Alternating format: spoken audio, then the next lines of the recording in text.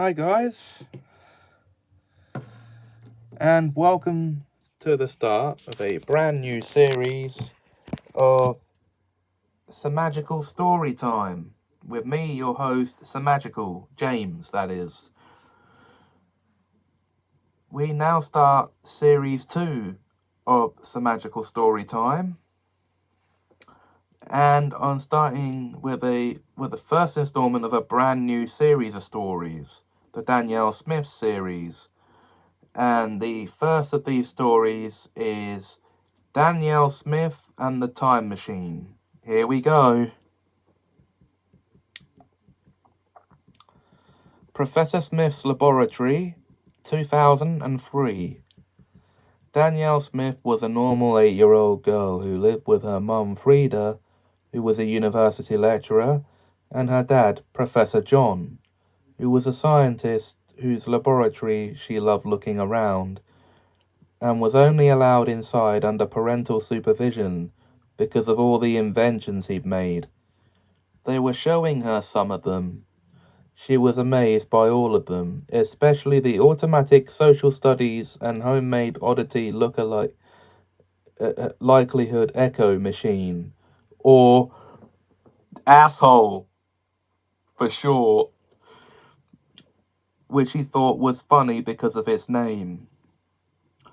There was one invention they hadn't shown until now.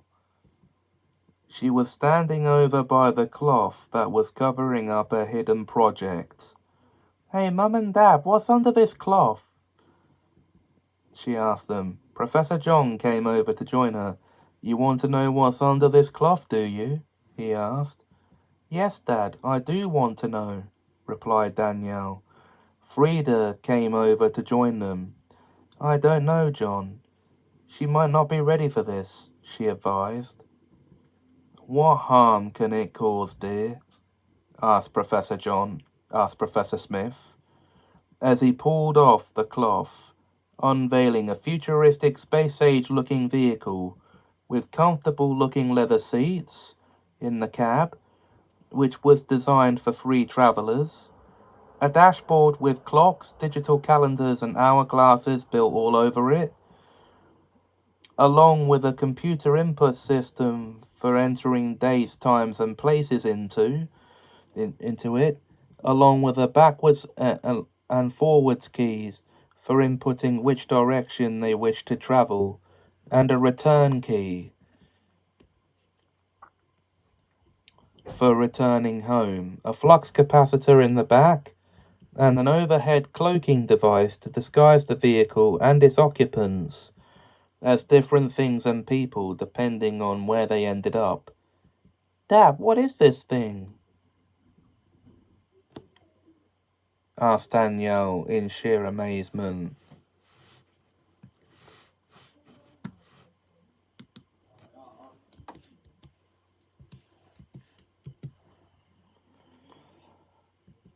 "This, my dear girl, is a time machine," he told her. "A what?" she asked out of shock. It's a machine for temporal inertia and modern time escape," he told her. "Oh, I see, it's a time machine," she said, out of some sort of understanding. "That's right, darling. That's a time machine," Frida joined. Danielle thought they were having a big joke. "All right, Mum and Dad, you've had your joke. Suppose you tell me what this machine's for," she told them. "Time travel," replied Frida and John. "Right, so you've already tested this vehicle and it actually works?" asked Danielle. "Yes," replied both parents. "I'm sorry, but where's the proof of that?" asked Danielle.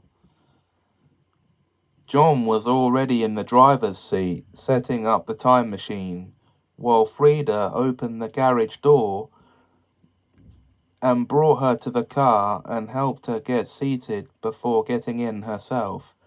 "What's going on?" asked Danielle. "We're going to prove to you this time machine works," replied John. "Setting coordinates in backwards mode for a trip to a random point in the past before driving the mountain down the road, picking up speed rapidly as they went. And when they hit 70 miles per hour, a vortex formed around them, transforming the car into a cart and dressing them in 17th century Puritan attire before dissolving, leaving them in an open field. Salem, Massachusetts, 1692.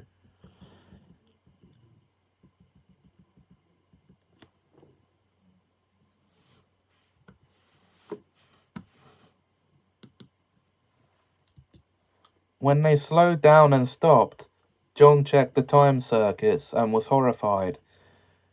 "I knew I should have input an actual time, place, and date," he said after seeing where and when they were. "Where are we?" asked Danielle.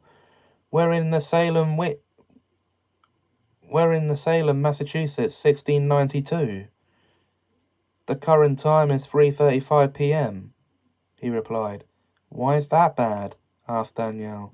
"Sweetheart, it's bad because this is when the witch trials happen."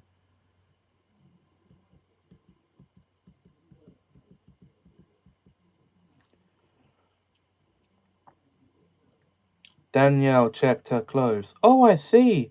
If we get caught, they'll put us on trial and execute us," she realized. "Exactly," replied Frida. John pressed the return button, and they dematerialized. Professor Smith's laboratory, 2003.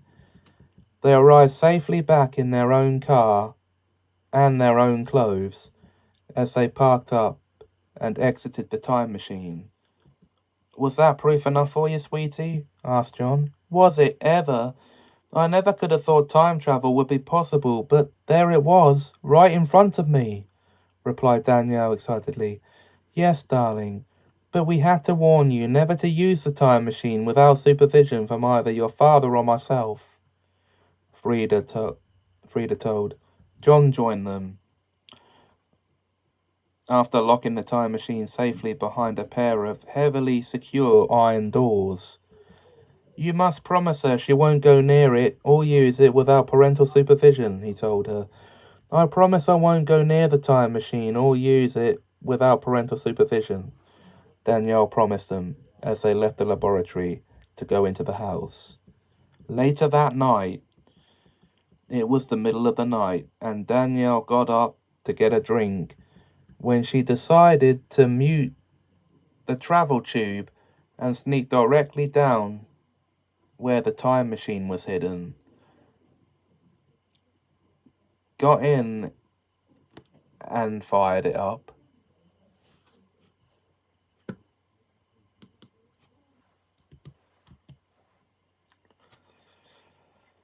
As she did this, the alarm sounded, alerting John that an intruder had forced an entry and was stealing the time machine. He got down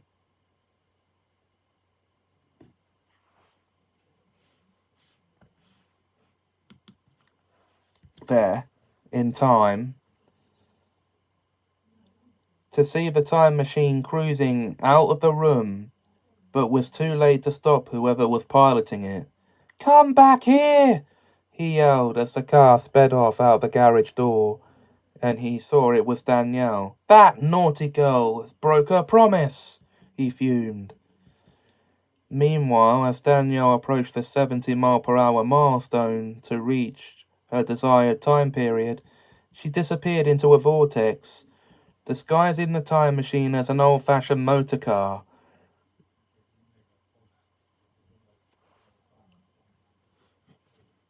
And her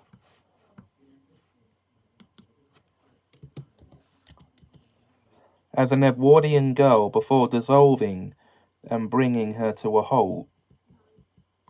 London, 1910.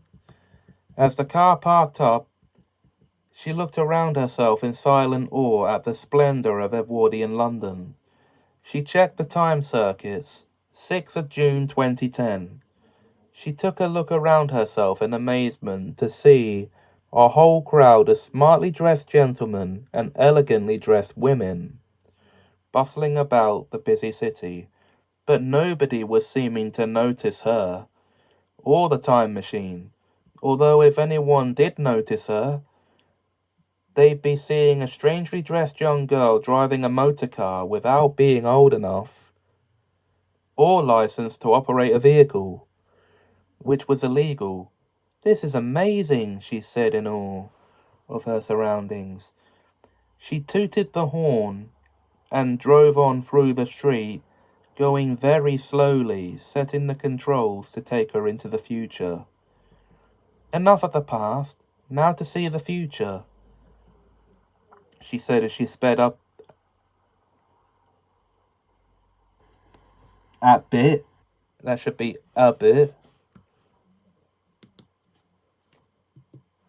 A bit.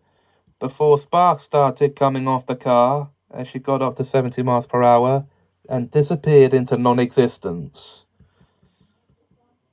New London, 2399 AD. As she arrived, the motor car morphed into a futuristic flying car, and her outfit was morphed into a futuristic space pilot suit, and she found herself jetting through space, about to re-enter the spaceport of a very futuristic city, being guided via communicator to the landing bay at the spaceport. As she landed safely, she thanked the men for guiding her safely back to the ground, and signed off and checked the time circuits. 18th of August, 2399. "I'm in the late 24th century," she exclaimed in surprise.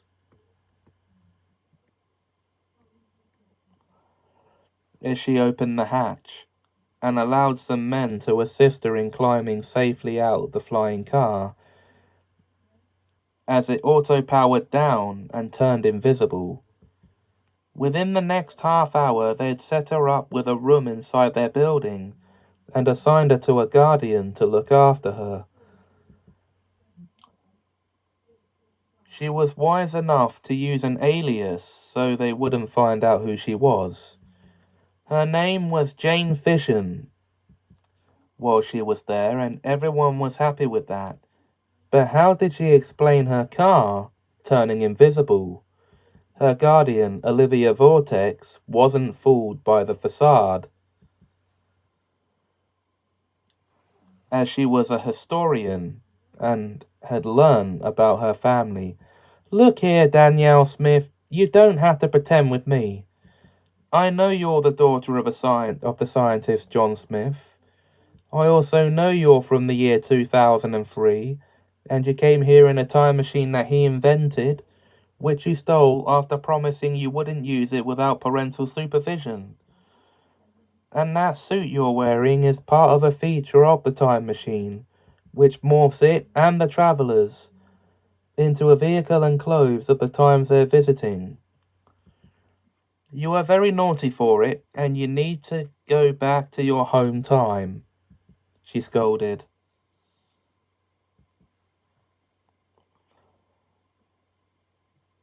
She escorted her back to the spaceport, where her car became visible again, but had a steering wheel this time. She helped her to climb in and get seated, fired up the time machine, and hit the point of origin button on the dashboard, which did show the garage of the Smith house in 2003. Took the steering wheel. "Look out," she warned the people as she started driving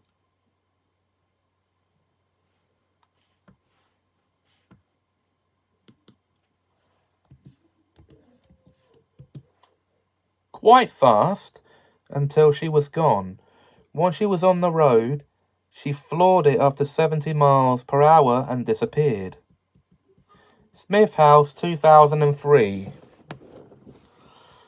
As she arrived, the time machine regained its original appearance and she was morphed back to her 90s.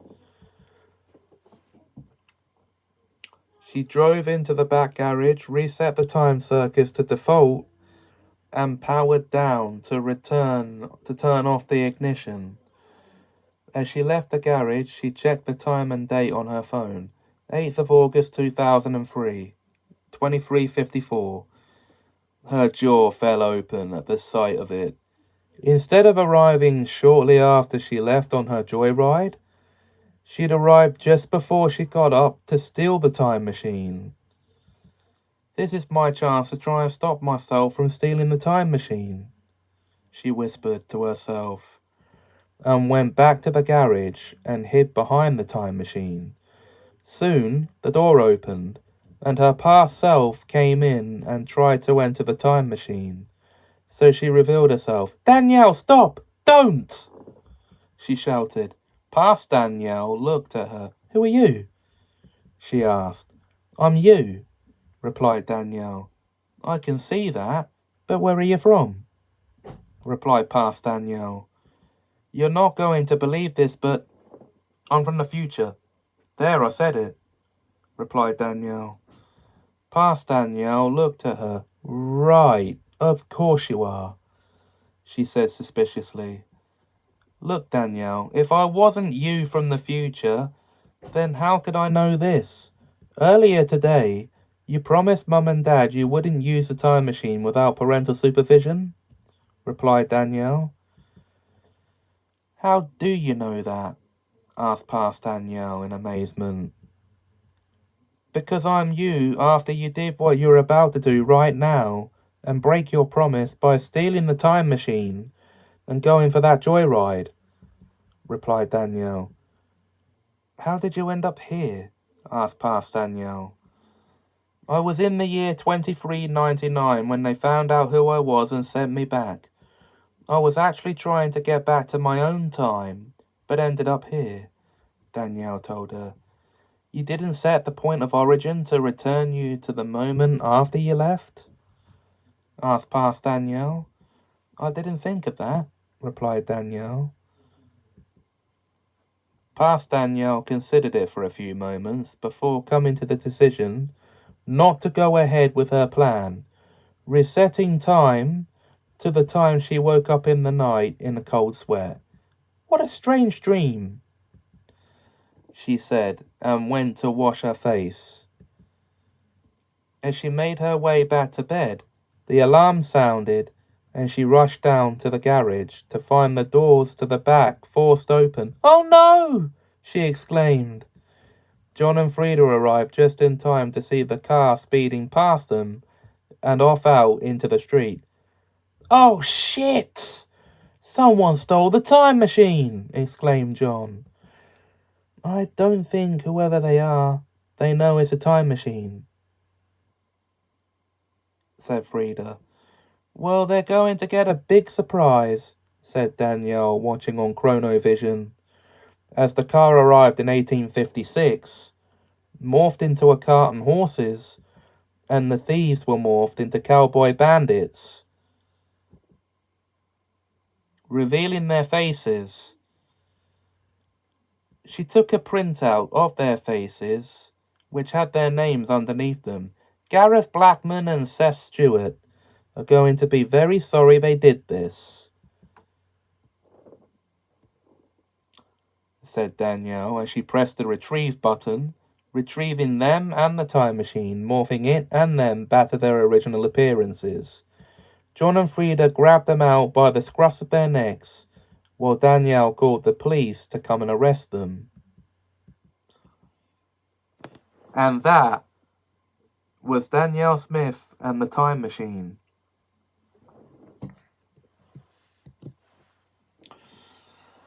And the end of the first episode of Semajical Story Time Series 2. Now, guys, I don't know what the next one of these is going to be. You'll have to wait and see for yourselves what that's going to be when it releases. But until next time, if you enjoyed this video, please like, comment, share and subscribe. Thanks for watching and have a Semajical time.